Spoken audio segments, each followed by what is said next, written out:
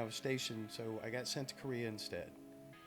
And I ended up in this unit in Seoul, and I got a lone duty site out at a dairy plant on Songnam Air Base. I was the only guy from my unit. Mm-hmm.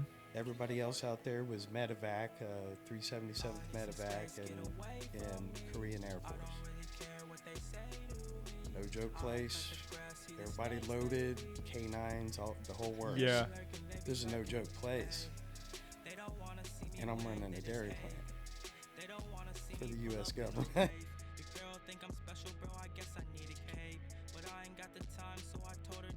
Hello and welcome back to another episode of Aligned Identity. Thank you guys so much for all the support that you guys keep giving this channel. Every like, every comment, every subscription. I can't thank you guys enough.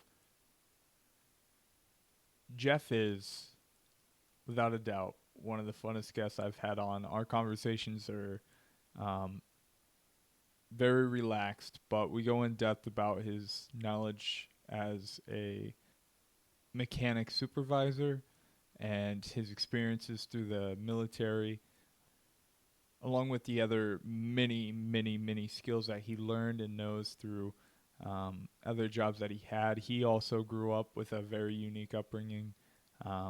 He gets to be in a role as a manager as well, and he's helped so many people learn so many important things and so many useful tips, tricks, and qualities and skills to help advance people and provide them with useful knowledge to be able to extend on beyond their job. And Jeff's always a good vibe. He's so smiley, he's giggly. I hope you guys enjoy this episode. It was a lot of fun. It's another laid back one, so I hope you guys enjoy it. And make sure to check out that new video I posted. I just ran my marathon, and I just posted a new video kind of recapping that. It's a little vlog. Don't be too critical. It's my first one, but I hope you guys enjoy that as well. So without further ado, let's get into it. Obviously, my last guest, it was my boss, Tim. Mm-hmm.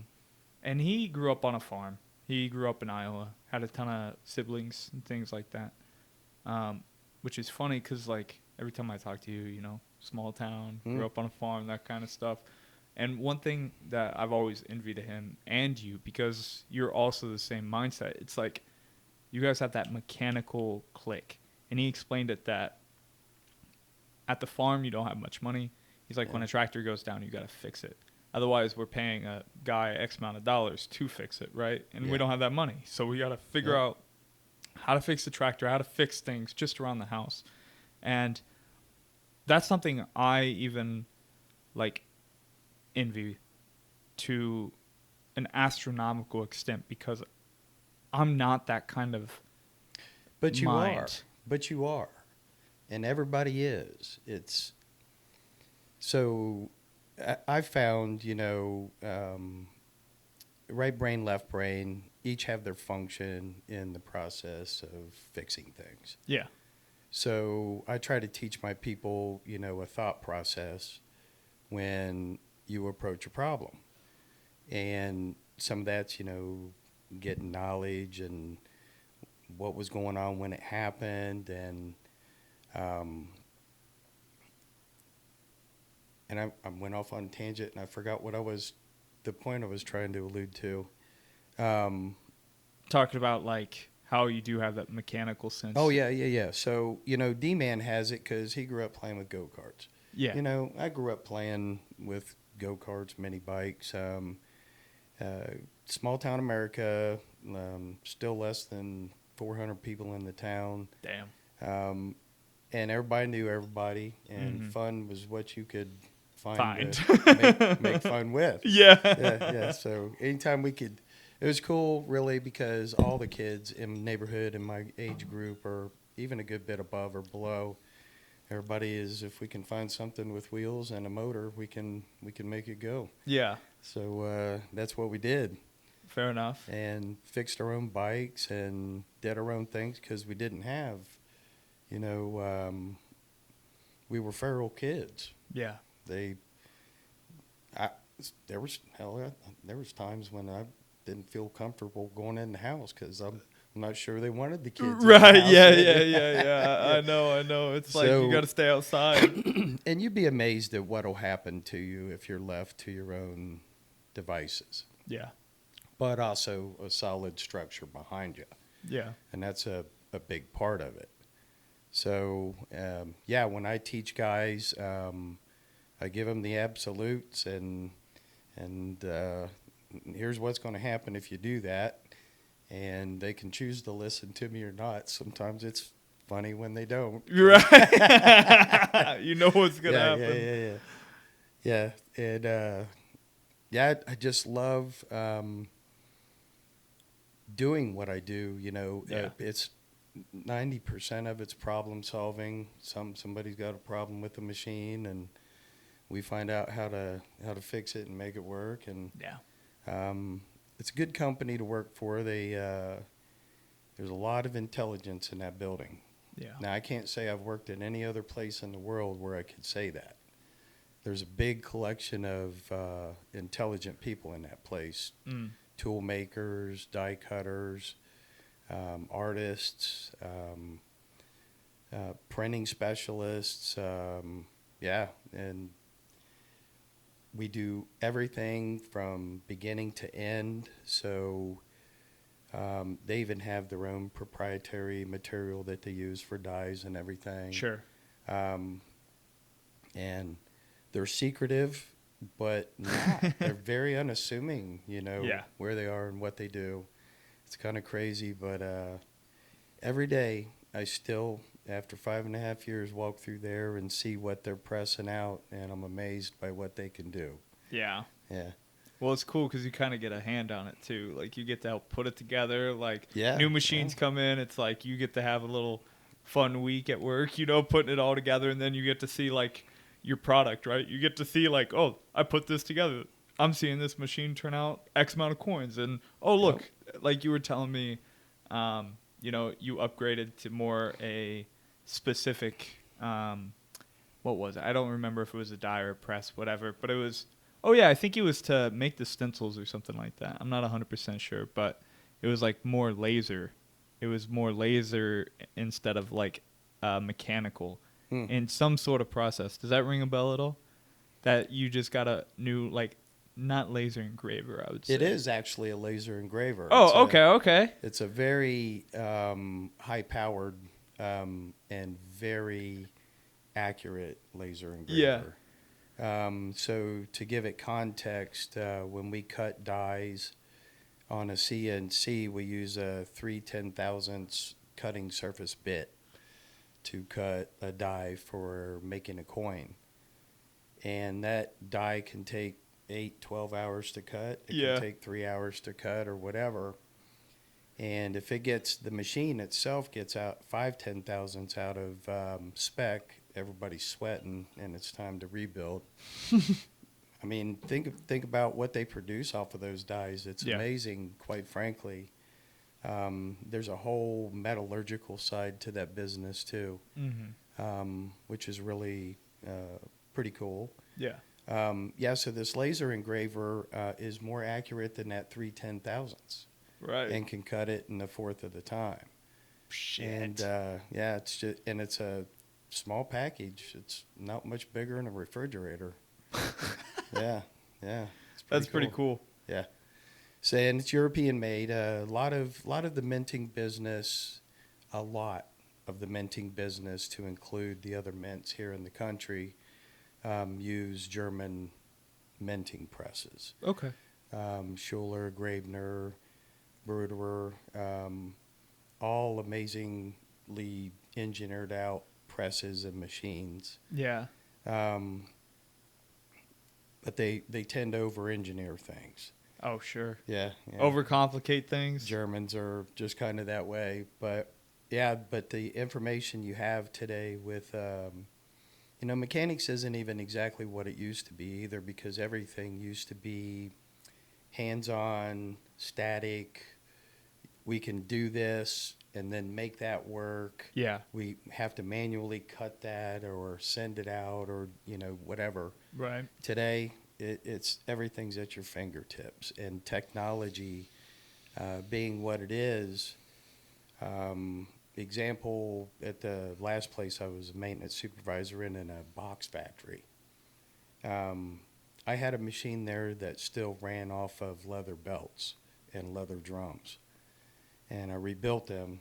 It was cool. Yeah, right. That's why my job's so neat, because I get to do neat stuff. Yeah. And all the way up to the epitome of technology with the Gopher Evolution 7-color, high-speed, high-resolution printer, Yeah. die cutter printer. And this is the machine that makes, when you go to a department store or, I don't know, anywhere they sell makeup or lotion or whatever, and you see those cardboard displays with the beautiful women on it. You know, that all the way down to brown boxes they made at this place. So Wow. yeah, and it's crazy the kind of technology that goes into it and the things that I got involved in there too. Yeah. I grew up welding, stick welding, learned how to MIG weld. Didn't use those skills for, God, 30 years of my life. Just never had a need to be welding again. Fair enough. So they had a MIG welder there, nice unit, and Yeah. I stared using it, and they're like, "You know how to weld?" I'm like, "Well, yeah." Learned when I was Everybody 5. knows how to weld where I'm from. That ain't special. Well, in Connecticut, it was special. Yeah. And they had me build a monstrosity of a rack for all the flatbed cutting dies and stuff that they have in that place. And it was a full 80 feet long, 20 foot high. Damn. 3-layer with a unistrut every, 2.5 inches, because these dies went right in there on dowels. Yeah. Took 3 tow motors to lift it up and put it into position. And I bolted that thing down to the floor, and they filled it up. I learned to weld when I was a kid. Yeah. And I did that. No. How did you kind of get into this? So, like, after, let's say, I'm trying to think here, because I know you were in the military, but, like, was that the first thing you did outside of high school? Did you immediately? Right out of high school to get out of small town Ohio. Yeah. That was the typical, I got to get out. And what branch were you in? Army. Army. Yep. Okay. And so you immediately just go into the military, and then what was your, like, focal point? What was the thing that I wouldn't call studied. What is it? My MOS. MOS, yes. Yep. 94 Bravo. Okay. I was a cook. I was a cook. Oh, man. Well, I can attest, man. Yep. Pretty good cook. Pretty damn good Well, cook. thanks, man. And, yeah, this is something you don't know about me. But, yeah, while I was stationed over in Europe, I was with a P-2 nuclear missile unit, the 56th Field Artillery Command, and what we did over there was that's what was stopping Russia at the time. We were the deterrent. What the hell? Yeah. So, remember Mr.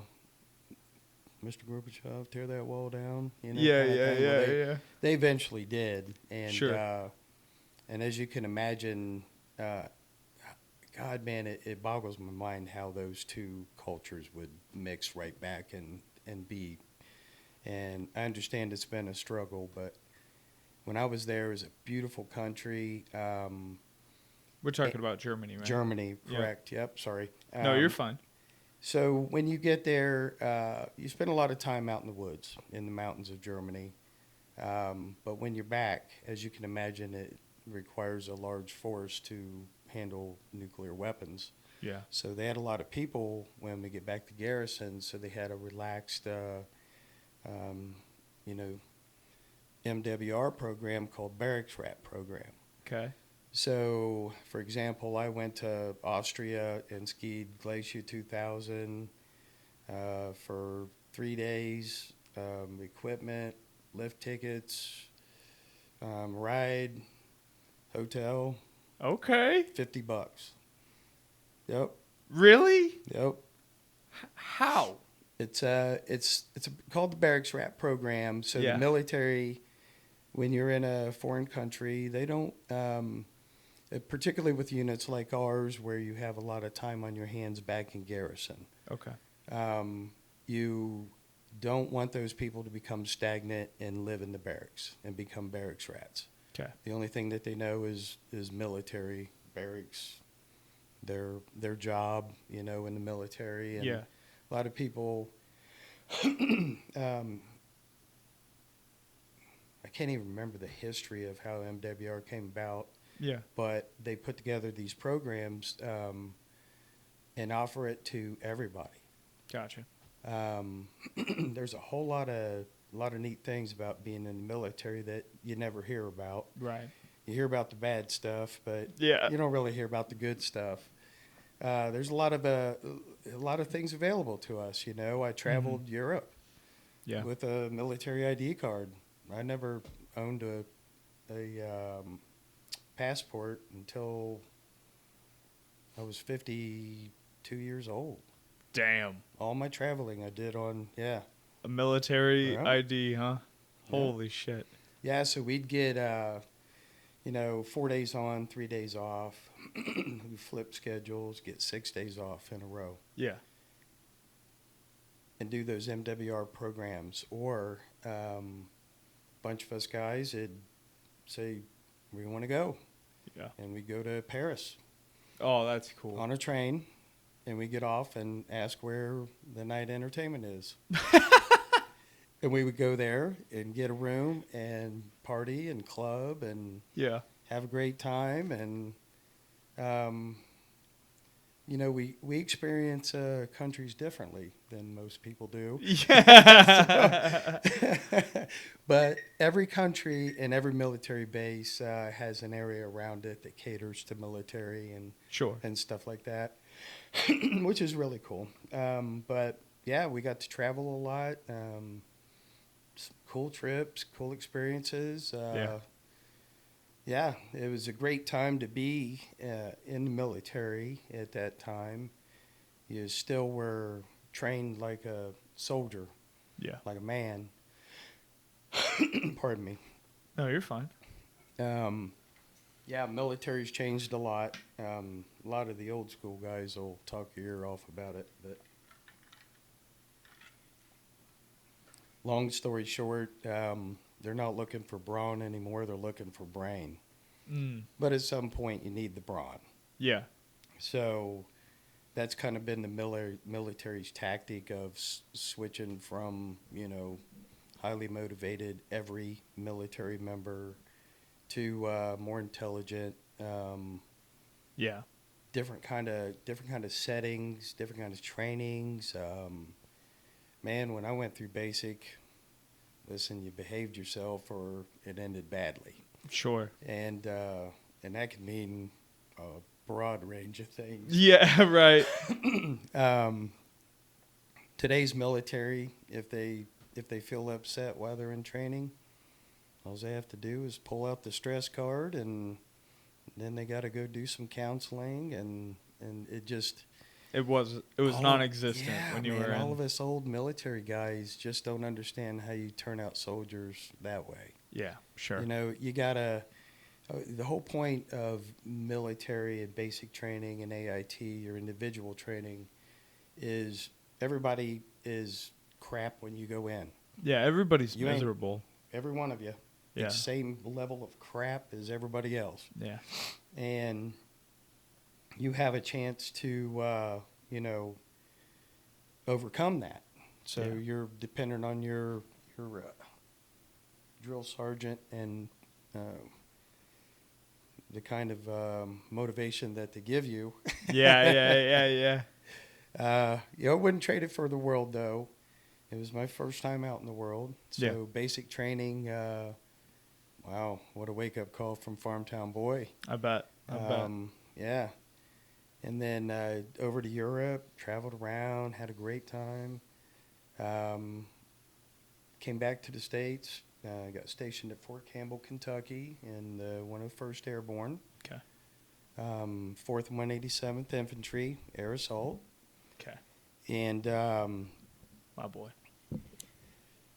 Sorry, buddy. that was the like pinnacle of my military bravado. Yeah. Was being in that unit. I was Air Assault. So what is Right that? on the air assault field, it's all very high energy and a lot of testosterone, Sure. and there's just nothing like it. Camaraderie. The level of camaraderie Yeah. and energy that you get from that is it's amazing, and it's a whole different level of teamwork and caring and toughness and everything else. Yeah, you'll face some fears while you're going through that training. Still wouldn't trade it for the world. It was pretty cool. Yeah. Then ended my active duty there at Fort Campbell and got out of the military. Went like private world for a few years, and then Desert Storm came up, and I volunteered for that. And because of my food background and the things that I did over in Europe, yeah, I got to go to baking college, culinary arts Oh, that's cool. while I was over there. Yeah. I did a lot while I was over there. I Yeah. had nothing but time on my hands Okay, when okay. things weren't, tense. Right. So it's what you do with your time, when you're not doing military. I volunteered for Desert Storm, and they sent me to Korea instead. Oh man, that's where Korea comes into play, Man, huh? I was absolutely just pissed, and there was nothing I could do about it. Yeah. So I had to go do that time. It's a hardship tour. I was just married. Kid was 9 months old.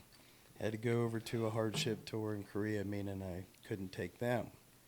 Oh, that's hardship tour. Yeah. That's what that means. Yeah. Okay. Well, that's what we call it. Oh, okay. You have to be up to a certain rank to be able to take your family around and Yeah. stuff. And it's understandable. At a certain level, they know you're seriously going to stick with this kind of Right. thing. Yeah. When I was stationed, so I got sent to Korea instead. And I ended up in this unit in Seoul, and I got a lone duty site out at a dairy plant on Songnam Air Base. I was the only guy from my unit. Mm-hmm. Everybody else out there was medevac, 377th medevac, and Korean Air Force. No joke place. Everybody loaded, K9s, the whole works. Yeah. This is a no joke place. And I'm running a dairy plant for the U.S. government. Damn it, man!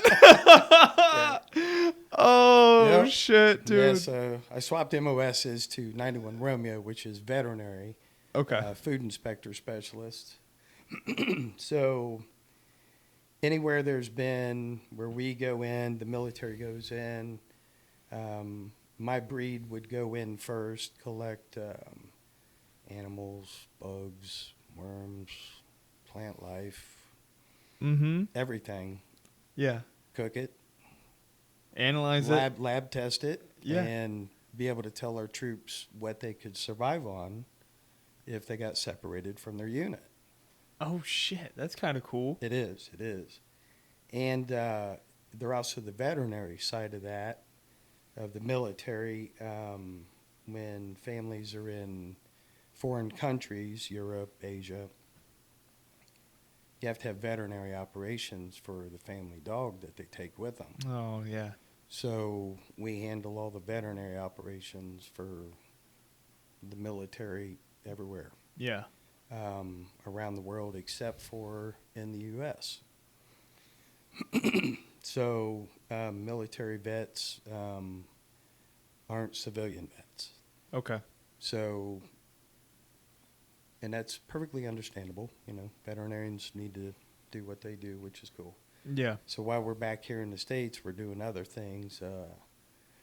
Man, God. I went through a red meat specialist course at San Antonio, it's Fort Sam. I became a red meat specialist, checked out slaughterhouses that provided meat for the government. Yeah. Everywhere we procure food from, we inspect it in some way. Yeah. If it's like bread, dairy, meat, we go there, inspect their places. If it's fresh fruits and vegetables coming on the installation, Mm-hmm. somebody's there to inspect it when it comes on. It's crazy. Damn. Yeah. I had no clue that it was so intricate. Yeah, and it's a very fragmented section of the military. There was, so I was stationed in Corpus Christi, for example, 7 of us Army guys on the Naval Air Station. So we handled the vet clinic and, yeah. Damn. Yep. We took care of the border patrol dogs. Okay. The government dogs we took care of. Yeah. Oh, man, saw some crazy stuff. I bet. Yeah. Yeah, it's crazy. So anyhow, while I was stationed in Korea, I need to go back to that because I wanted to tell you another benefit of being in the military there. On that base also happened to be the only 2 I know where Huey, you're going. UH-1H, Huey and Black Hawk simulators, full-size ones. Yeah. So this is for the entire Pacific. So pilots would come in from Hawaii, Japan, whatever, and train in these. But when they weren't in use, any military member could log flight hours in a real simulator. Yeah. So I got like 100 hours logged in Black Hawk helicopter. Yeah. Yeah. So did a little golfing while I was in Korea. And, Because what else is there to do? well, that's a good point. But there's only one golf course in the whole country. Okay. At this time. Yep, at that time. And there was only one dairy plant in the whole country, and that was the whole country. That's crazy No to think dairy about. plants Yeah. back then. Right. And the reason for that is dairy has to come from somewhere, has to come from a farm. Yeah. If, they have farms with 1,000 head of cattle that they're milking, it's easy to supply that milk to make the goods that you have to make for the military Right. and their dependents, and have a commissary, and so we made everything there. Yeah. Ice cream, yogurt, cottage cheese, milk, everything. Yeah. Yeah, so anyway, the contract representative, Japanese guy, he loved to golf. Japanese guy? Japanese. Okay. So when in this case, when it's in the Pacific, at that time when they bid it out, that was the entire Pacific. Yeah. A country or a company from another country could bid in and be the contract. Okay. So yeah, Mr. Matsuoka, good guy, man, really cool dude. Yeah. Did a lot of golfing with him. A lot of golfing. So I'm at that lone duty site. I go golfing with the contract representative and a couple other guys. And my roommate, where I stay with this medevac unit, he's what was he? Crew chief on a Black Hawk. Yeah. So my birthday was coming up. Now I'm stoked out at that time because I was flying, the Right. Over 100 hours in a Black Hawk. Yeah, I'm like, and Simulator. yeah. But.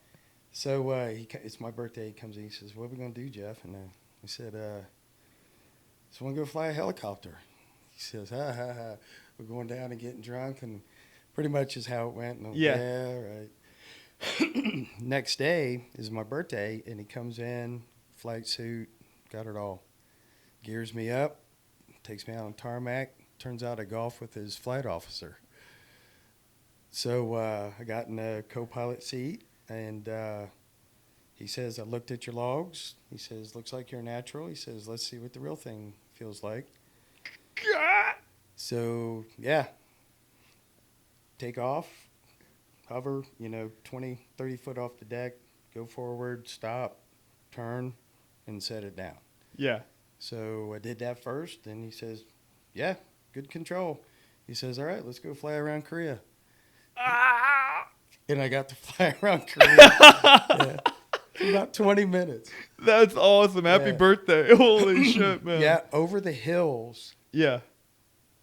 that MASH was Like modeled after in Korea. Okay. Yeah, so that was kind of cool. That's cool, man. As I was flying, he was telling me that. Yeah. Stuff, yeah. You're like, oh, I can see that. Oh, dude, I was sweating. Oh, I bet, man. Oh, my God. The adrenaline in doing something like that, to see it come real is the ultimate thrill. Yeah. It's like that 3D thing we went to. Right. Yeah.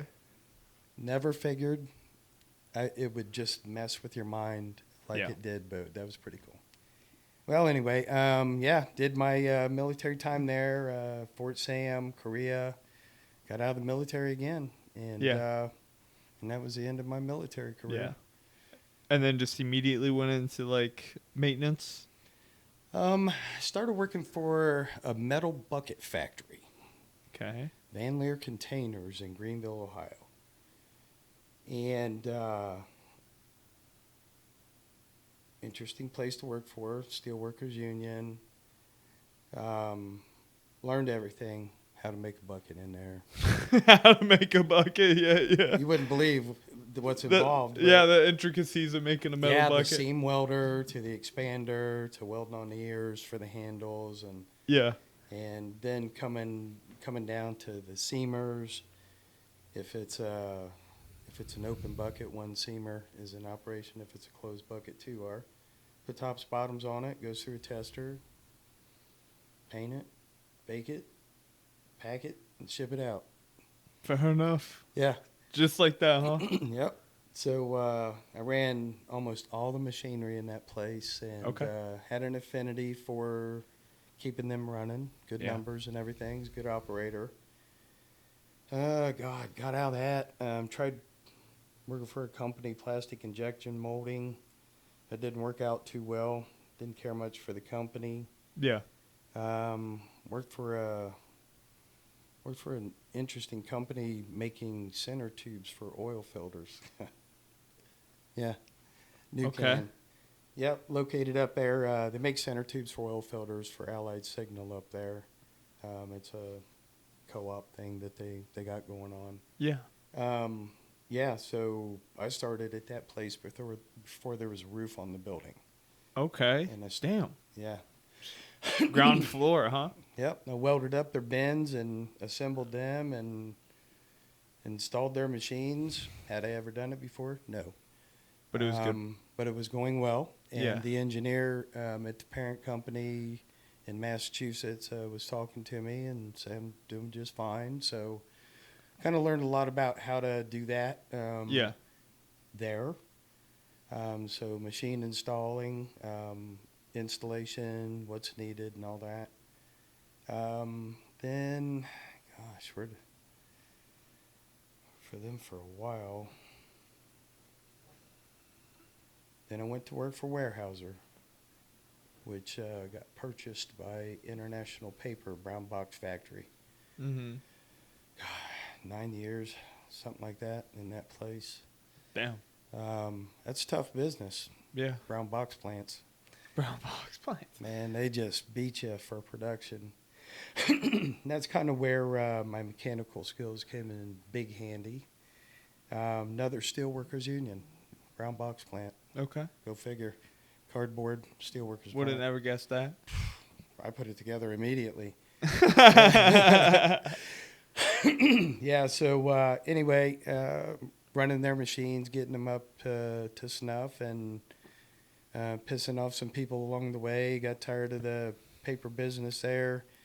The ex-wife stood up one day after 25 years of marriage and said, "I'm done being married," Damn. and came out of nowhere. Mm-hmm. As most men will tell you, when this happens, that none of them have an idea. They know, but they don't. It just doesn't occur to them, Yeah. or you can't put it together till afterwards. Yeah. Yeah. So she saw greener grass on somebody else's plantation there. So she headed off. Was devastated for 9 days. 9 days It was exactly. exactly 9 days. On the 10th day, you found a wow, or no? On No, I'm that joking. 9th day, I stood up and I went through some bad stuff in those 9 days, man. A lot of bad thoughts. Yeah. And then I stood up and I spent my whole life married and having kids. Now I'm free. Yeah. Now I can go do anything that I want to do. And that's when I got past it. So I just moved out to Connecticut, met a lady there, Donna. Long story there. 9 years we were together. Mm-hmm. Ended up not working out. Half of that time, my father had died. So I've been back here in Ohio about 6 years now. Mm-hmm. I moved back to be closer to Mom after Dad died. And I started working at a chemical place while I was looking for jobs. Yeah. Man, what a job that was, dude. It's maintenance is a whole different thing in that place. Well, yeah, man. It's danger. It's Sure. yeah, had to be Life on the line, kind of SCBA shit. certified. Yeah, had Yeah. to wear the breathing units, rescue. Oh, Yeah, dude, yep. that's kind of wild when you think about that. Yeah, pretty extensive too, particularly for closed space entry Okay. tanks. Yeah. A lot of tanks in the chemical industry. Yeah. Don't say. Yeah. So everybody around that works in that area needs to know how to extract somebody if something happened, if they got overcame by anything. Yeah. And yeah, it was pretty cool. It was neat to learn that. SCBA certified, and then the most painful maintenance experience of my life was at that place. So nothing gets done quickly in that place. Okay. Right, because there's dangerous chemicals and things like that. Yep. So they are like super safety, whatever they can think of to put in place to, you know what I mean? Yeah. There's a bunch of procedures in place Yep. before you can do certain things. So one of those procedures is you have to have so many signatures by certain people to even be able to break into one of the lines Okay. to replace a seal on a 4-inch flange, 4 bolts. Yeah. Yeah. You have to get like, So I have to get 4 signatures. okay. And if one of those people is in a meeting and they ain't going to be out for 3 hours, You have to wait for. you wait for that 3 hours. Wow, And you have to have their dude. signature. There was nobody else that can sign it. Oh. So I'd wait 4 hours. Just for someone to tell you. Finally get the go-ahead. Put 19 lockouts throughout entire systems around it Yeah. to break apart one 4-inch pipe and put a new seal in it and bolt it back together. 15-minute operation. Yeah. 4 hours though. Yeah. Yeah, man. Yep. That's brutal. It was horrid. Yeah. Yeah. I bet that grinded your gears. Yeah, I'm more of a I got to have my Get it done. hands in it Yeah. and get it done kind of guy. So that killed me a little. And after the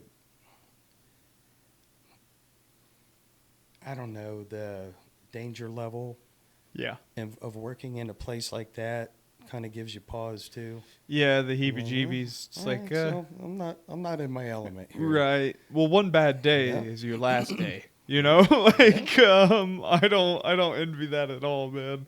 Some of those guys, I mean, hell, even some people not in the screen printing industry that I know, but I know what was it? What is it? Flexograph or something like that. They're giant rollers. Yeah, yeah, yeah.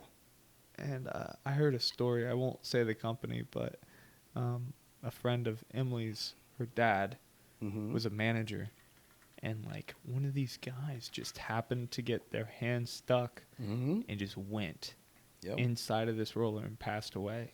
And I'm Yep. just thinking in my head, I'm like, dude, like working at a place that can actually just Well, if I'm allowed to talk about things I've seen yeah. in this Oh in no! this in this Oh industry, no! Was it really like that? Things like that. I mean, we yep. don't have to get Yeah. graphic So necessarily, but like I'll, that I'll, is something that happens in these yeah. chemical plants. Is like Yep.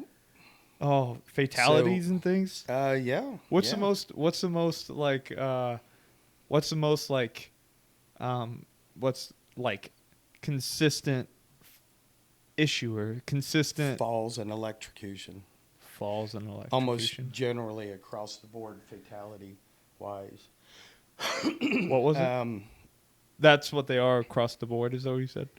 Almost across every industry, Okay. fatalities end up being one of those two things. From my experience of doing it anyway. Yeah. Yeah, the one company I worked for, they had this die cutter, and it pulled through sheets, chopped them anywhere from 2 inches in length to 8 inches in length, slotted them. And when you make like cardboard boxes and you put those separators in, they go like this. They make those, Yeah. and had a great guard system on it, modern machine, Yeah. and approved. They dreamed up these machines themselves, built them, got all the approval, OSHA, the whole deal. Yeah. And some jackass stands up on the conveyor and reaches over the guard to pull a piece of scrap. And his glove gets caught in the nip rolls and it pulls him in. So now this is a set of like knurled nip rolls. So and they're under air and spring tension, they're gapped Yeah. to accept the material and no more than, and the rest of that is spring pressure. So when those fingers went through those rolls, that spring, it's squeezing them fingers and spinning at the same time. Yeah. Yeah, wank, wank, wank, wank, wank. And so to take care of this problem, all the guy had to do was slap the door of the guard, and it would have stopped the machine Yeah. Just instantly. emergency stop the Instead, press. he reaches in with his other hand to pull that hand out and gets this hand Oh pulled my. in and gets 3 fingers cut off in the process on that one. So he's screaming. One of the other operators comes over, shuts the machine off, but they couldn't get him out. Yeah. I'm at home sleeping. This on third shift operation. Oh man. And I'm the guy, I'm the one that takes these machines apart, rebuild Right. them. You know everything about them. 5 minutes, I'd have had them out. And Yeah. they called the fire department, and the fire department pried on that machine for 2 hours and couldn't get that guy out of it until finally somebody suggested something to take it apart. Yeah. And had they called me, I could have been there within a half hour and had him out in 5 minutes. Yeah. I'm not saying fire department was amazing. Yeah, sure. The effort they put into it, the things that they did. But I didn't even find out till I came in the next morning that this happened. And maintenance manager calls me in. And he says, "Hey, this happened." He tells me what happened. I said, "Why the hell didn't somebody just call me?" Yeah. He says, "Jeff, they didn't think about it. but we need you to look at the machine now and see. They pried on it pretty hard. And I said, yeah, man, I'll go check it out, right? So I go meet the department manager, and yeah, everybody's somber. Yeah, This yeah. happened. This It's is surreal. a terrible mark on our company. I go over and start looking at the machine where they were prying and stuff, and man, they really didn't do much damage. Pretty tough, these machines. Sure. And I bend over and I look up underneath the nipples, and there's a finger. Yeah, I was gonna say. I knew it. Oh, I yeah. knew it. I knew it was coming. I Yep. was like, I know they didn't pull the fingers out. Oh, and I go like this, and one of the operators saw me do it. He says, "There's something in there, isn't there? Yeah. There's something in there." And I Yeah. said, "Go back to your machine." He says, "Let me get my camera." No. I said, "Absolutely not going to record this. No." Yeah. And I'm like panicking now. I'm like, God, I got a finger in this machine. Yeah. So, so I go tell the department manager, and Yeah. it just so happens that the owner and the maintenance manager was in his office. He said, "Gentlemen, we got a problem." And he says, "How bad's the machine?" I said, "Machine looks fine so far." I said, "But there's a finger in there." And he says, "Really? They couldn't find the last one. Why didn't you tell me that? Why didn't you tell me? Why would you not tell me to keep an eye out for that finger while I was there?" It would just disappear. Yeah, right. Yeah, somewhere in the machine, right? So I said, all right. Now you guys got to come over, and you're my support now. Yeah, you're pulling Because this I got to thing. pull a finger out Yeah. of your machine. So I got all three of them standing there, and I got these really long pair of needle nose pliers with a angle Yeah. on the end. And I get up in there with the pliers and grab that finger, pull that thing out, and it pops out, and I hold it up like this. And all three of them go, "Oh!" And they start backing out. I said, "Where you go? What am I supposed to do with it now?" Yeah. And I went like this. Like I was going to pick my nose with it. Oh, And dude. dude, they all three They busted lost ass out. it. Oh, no. The other operator, she's like, "Oh my God, you're the worst." Yeah. Department manager comes out with a baggie. He says, "Put it in here." Yeah, so I put the finger in a baggie. I said, "You gonna take it to the hospital?" He says, "No, it's too late for that." No shit. Yeah. Holy. So he has to dispose of it properly, right? Yeah. So anyway. Probably goes into like an Oh, evidence yeah, of some so sort. I dropped that finger right in the bag, and he took it off. I think one of the coolest things about also having been a maintenance supervisor, and I've brought a lot of guys through the process and the thought process and what you need to know to be a mechanic and stuff. And if they can hack it, they can hack it. Yeah. If they can't hack it, they can't. I had a hell of a time finding a mechanic at the last place I was at, Yeah. and they sent me a United States Air Force F-15 fighter jet mechanic. He wanted to be a mechanic in a manufacturing facility. Sure. So they give him to me, and I'm like, man, I said, God, guy's got to be technical, right? Yeah, he's got to be He's an overqualified F-15 for this. fighter jet mechanic. I mean, Yeah. schematics, pressures, torques, Everything. everything is determined in a fighter jet Yeah. and has to be perfect. And so I'm thinking like I hit gold here, Yeah. right? And a military guy, someone probably who has Yeah. respect, you know. Yeah. So I get this kid, and I'm giving him the workout and different things, and I could tell that, of course, when you give them the workout, you got to see if they can take the tough stuff and the gross stuff, and then work them into the good stuff or the better stuff, so they understand that the better stuff really isn't that bad compared to what the bad stuff could be, Right. kind of thing. And yeah, so we're working on a machine, and I give him a pair of channel lock pliers, and he starts turning a bolt with them backwards. He was using them backwards. Channel locks only bite one direction. Mm-hmm. So I said, "Hey there, rookie. You might want to turn them around and they'll bite a little better. Yeah. He says, no, this is the way to use them. I said, oh, yeah? I said, how many times you use a pair of them pliers? He said, well, we had them.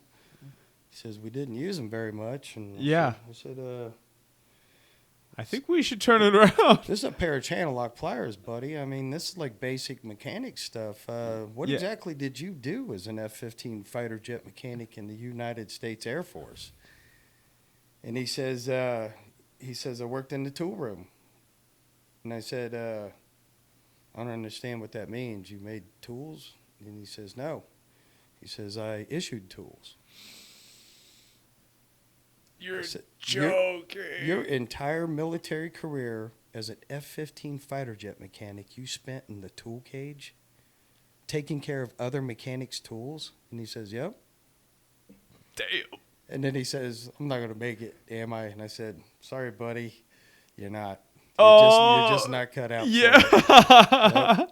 So he was gone that day. Yeah, sure. The coolest thing about my job always has been since entering supervisory is it affecting other people and helping them. A lot of people in that industry protect information because they think it makes them needed more. Hold information back. I went through it. Yeah. I'll overcome it. I don't care. I'm just that guy, though. A lot of people aren't. Yeah. Had this one of the neatest things that ever happened to me. Big old black Southern boy named Drew come through, wanted to be a mechanic, fresh, and knew nothing. Yeah. And cool dude. And I said, I think I'm gonna start him out with welding. Yeah. So I could teach you how to weld MIG in 10, 15 minutes. I taught him how to weld, and I could almost see the electrons firing in that guy's head. Oh. And he was so excited that he could weld. He come in the next day, he says, I'm sorry, Jeff, I got to go, man. He says, I enrolled in welding school. So dude went to welding school, called me like 9 months later, did his school, some advanced something, and working for the state, $54 an hour welding. That's what it's about, man. Yeah. That's what it's about. I can say I did that. You Yeah. know what I mean? I helped that guy, and only by chance. It wasn't through any intentional anything.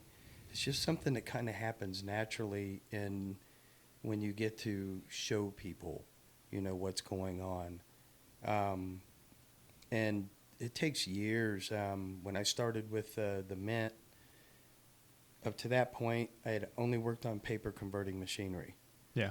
Old to most modern, but only paper converting machinery. Even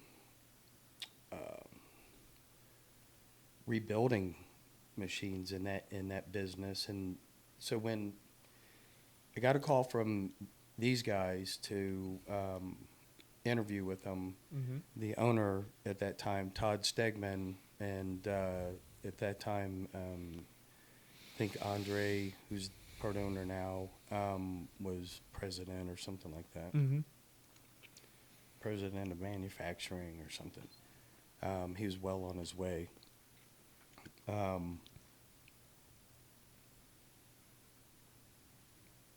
forget where I was going with it now. Was it talking about how, like, you may have not been fully So when I interviewed prepared? with them, yeah. So what made me think I could go interview for A mint. minting machines? Right. $750 a minute. Yeah. You need slow motion cameras or strobe lights to troubleshoot them. Not a damn thing do I know about them. Yeah. But while I was in the interview, I was able to say, he asked me, he says, Jeff, how do you feel about coming from the paper converting industry into the minting industry? Are you intimidated by what you saw out there? Yeah.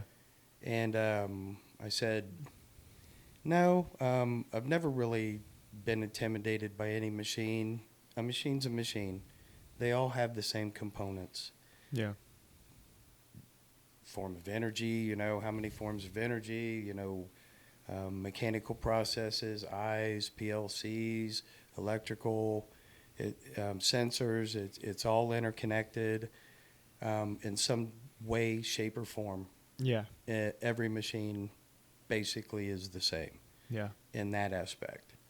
How it's configured is another thing. Running something that goes this fast is a different skill to learn for sure. But the coolest thing is I get to learn it all along the way. So, what's your problem? What was happening when it happened? Identify it. Go to your support, which is your manual and your technicians. If they need to appear because this is something that's technician level, then Yeah. at that time we bring them out, and They'll take care of at it. that point we're assistants Yeah. to the technician. Really cool though. You learn every time you're with them. You get to learn something and see their. I still get this. I still get this even at my level. Yeah. I get those electrons firing when I learn something new. Yeah. And I'm always learning something new. Been there 5.5 years, and I would say, percentage-wise to each mechanism in a machine, I haven't touched more than 20% of what I could have if something happened. Yeah. All of them similar, except for the hydraulics, which is another thing I had to learn. Yeah. I've never done hydraulics, so I talked to the guy who made it. Yeah. Right. Yeah. Have the guy out, buy him lunch, go over the machine. Yeah.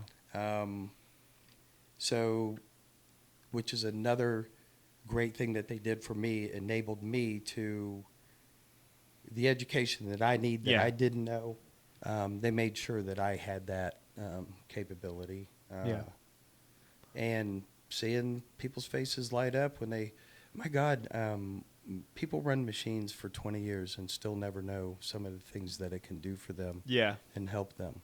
Yeah. And so I've seen that those firsthand. those are pretty cool Yeah. instances.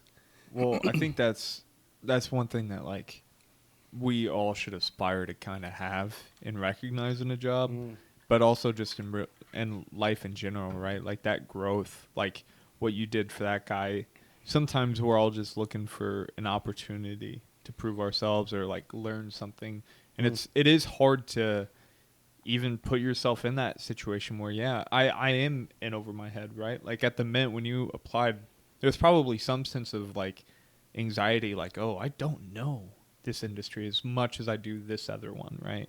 And there's a bit of hesitancy to actually go into that, but it's like without you actually applying, without you actually trying and like attempting to learn something new, you would have never found out what you enjoy. And I love that about life. Being humble helps. Yeah, absolutely. Being humble helps. You don't know everything. Listen, you know, for everything that I have to put up with, every mechanism, every company of every mechanism, every aspect of every mechanism. Yeah. It's a lot. Yeah. It's a lot. So you have to develop those relationships, and then those people. I've made so many friends in different industries, and still talk to them, and we wish each other Merry Christmas, even though they're in Germany. You know, Right. stuff Yeah. like Yeah. I might see him next year. You never know. We may have a major rebuild or something, but Yeah. yeah. So we stay pretty tight with those guys. Form a good relationship, helps you along the way, gives you all the tools you need. Yeah. And here's one thing I would say to anybody looking to get into this industry. Nobody has ever worked on a machine for the first time and not known that they didn't know shit about it. Yeah. I call it exploratory surgery. When I got to rip into a machine, I look for specs and tolerances, and then I'm free after that to do it how I want to do it. Yeah. And I'll tear whole machines apart, man, and lay that thing out on the whole floor. warehouse. Yeah. Yeah, and it's a 5-day rebuild, kind of Yeah. neat stuff. I didn't know shit about that. Doesn't matter. It's just a learning process. You can do anything that you want, and it's not limited to men. I've seen great female mechanics. Um, I've seen people that I just couldn't believe were mechanics, were great mechanics. Yeah. Um, uh, we're losing that though in this country. Yeah. Is that class of people, Yeah. and it needs to be refinished, and they need to push it more. Yeah. They need to push trades more. I agree. We get too deep a point in this now, and we're not going to have the resources available to build, no matter if we have the material to do it or not. Yeah. Um, And the workforce to be able to put it all together, right? Yep. You're so right. I think that is one thing. I mean, I talked about that with Tim. Even my industry is considered a trade, but our trades really do, like, run things, you know, like, as great as it is to be in IT and whatever, right? Like, the cool high-tech jobs, it's also like, well, who's going to build your house? Who's going to build buildings? Who's going to, like, build the infrastructure? Who's going to build the power grids? Yeah, who's going to do these things? And it's like, it's not like you're, I think it's just because, like, we don't view that as, like, a luxurious job, right? Like, when you're scrolling through TikTok, you don't see, like, a, you know, you don't see a plumber's paradise. You know what I mean? Like, you see some dude in a Bugatti who runs his, you know, e-commerce business. You know what I mean? You don't see the plumber who's pimping and things like that, you know? Yeah, there's it's a guy that has a show, and he does septic tanks. Oh, yeah. Yeah, and he does, videos of it, and tells you about the process and everything. As you can imagine, it's very crazy. Fun. Yeah.